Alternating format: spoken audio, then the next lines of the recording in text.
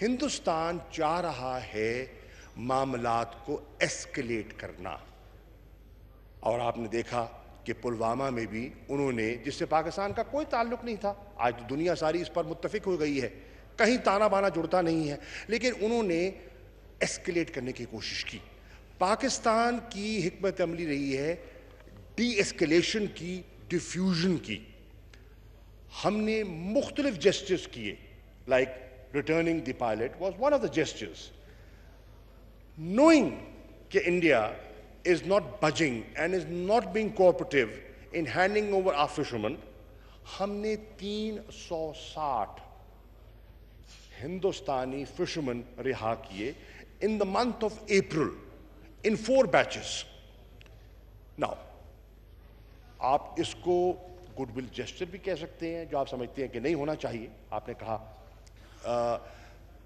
Humanitarian भी है, लेकिन there is a moral pressure जो बिल्ड किया जाता है, और ये हमने इसलिए किया to exert moral pressure on India कि पाकिस्तान ये कर रहा है तो हिंदुस्तान को भी करना चाहिए।